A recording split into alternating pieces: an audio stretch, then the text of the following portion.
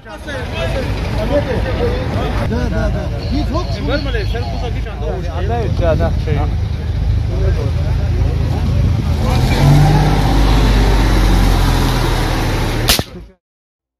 saat ini, pasukan Rusia termasuk pasukan Chechnya telah merayapi berbagai wilayah di Ukraina. Pasukan Chechnya yang menjadi sekutu dekat Rusia telah memperlihatkan berbagai kemajuan dalam misi tempurnya di Ukraina, seperti menguasai markas kepolisian, gudang senjata, gedung-gedung pemerintahan, dan basis militer lainnya di berbagai tempat di wilayah Ukraina. Pasukan Chechnya menjadi sorotan media lantaran ikut andil dalam perang antara Rusia dan Ukraina. Chechnya mengirim pasukan militernya untuk membantu Rusia menentang Ukraina yang berencana bergabung dengan NATO. Diduga Rusia sengaja mengirim ribuan pasukan Chechnya untuk membuat pasukan Ukraina gentar. Pasukan Chechnya dikenal dengan reputasi yang amat brutal dalam medan perang sungguhan. Keberadaan pasukan Chechnya diyakini mampu menambah teror psikologi terhadap tentara Ukraina.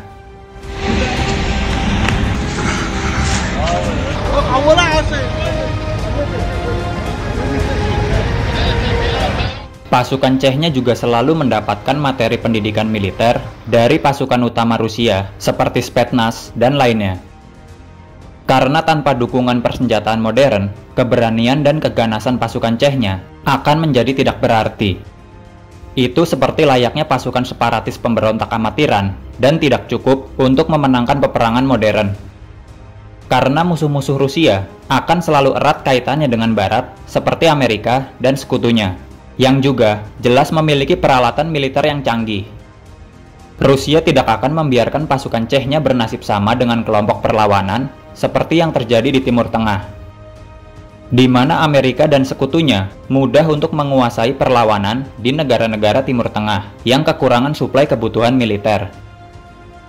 Untuk itu, Rusia terus berkomitmen mensuplai berbagai perlengkapan militer canggih dan modern kepada pasukan Chechnya, seperti perlengkapan pelindung personil, senjata serbu, rudal anti-tank dan anti-pesawat, juga artileri peluncur roket, serta berbagai kendaraan lapis baja seperti panser dan tank. Upaya Rusia ini untuk meningkatkan kemampuan tempur pasukan Chechnya dalam menghadapi peperangan modern.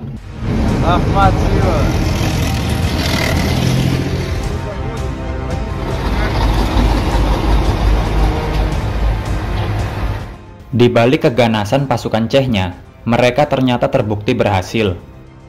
Salah satu di antaranya ketika pasukan Chechnya berhasil mengambil alih markas pasukan Ukraina dari Batalion Azov, yang membuat sekitar 2.500 tentara Ukraina tersebut kabur dan meninggalkan markasnya.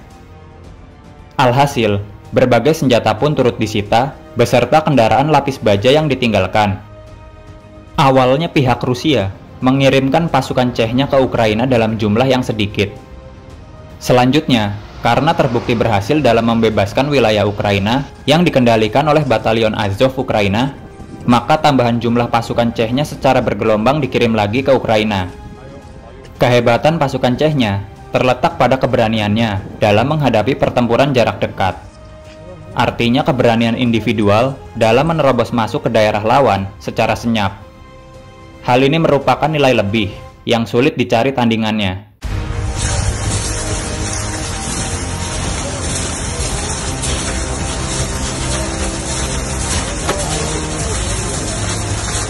Bisa dikatakan, saat ini Ukraina cuma bisa mengandalkan Batalion Azov, yang komposisi pasukannya bercampur dengan pasukan asing. Sedangkan pasukan utama militer Ukraina sendiri mulai memilih untuk tidak ikut berperang, karena menganggap itu bukanlah perang militer Ukraina, melainkan peperangan Presiden Ukraina, Volodymyr Zelensky, yang didukung oleh militer asing.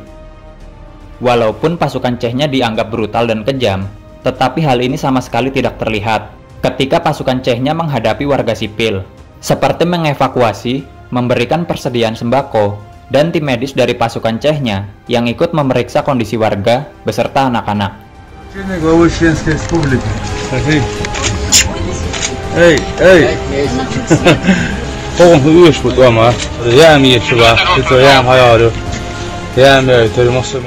Sebenarnya pasukan Rusia dan Chechnya berpotensi menghadapi bahaya yang sangat mengerikan dalam operasi militernya.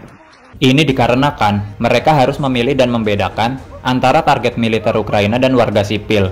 Karena memang perintah dan tujuan utama pasukan Rusia bukan menargetkan warga sipil, melainkan fasilitas militer Ukraina. Hal ini mengakibatkan unsur pasukan Rusia tidak boleh gegabah dan asal menyerang tanpa kepastian yang jelas. Mengingat tentara Ukraina juga berbaur dengan warga sipil dan menjadikan gedung-gedung sipil seperti sekolah sebagai tempat pasukan Ukraina menempatkan senjatanya, seperti mortir dan rudal anti-tank untuk menyerang pasukan Rusia yang lewat. У нас подарки, вот вы здесь, вот я еще, вот, шапочку принес. Наш глава Чеченской Республики России Рамзан Ахматович. Cara pasukan Rusia dan pasukan Chechnya menggempur Ukraina sangatlah berbeda bila dibandingkan dengan apa yang dilakukan oleh militer Amerika di Timur Tengah. Ini terlihat bagaimana Rusia mengerahkan lebih banyak pasukan darat di awal perang dan menempatkan informannya agar mendapat informasi yang jelas tentang target yang harus dieliminasi. Sementara pasukan Amerika selalu mengerahkan kekuatan udaranya di awal perang, kemudian membombardir secara sporadis wilayah yang dianggap basis musuh sebelum pasukan daratnya masuk ke wilayah konflik. Amerika menganggap korban warga sipil di sekitar wilayah pemboman merupakan bagian dari resiko perang. Karena yang terpenting adalah kesuksesan misi dan meminimalisir korban jiwa pada pasukan Amerika. Hingga saat ini, pertempuran di Ukraina masih berlanjut, dan pasukan Chechnya terus membantu pasukan utama Rusia menerobos berbagai wilayah basis militer di Ukraina.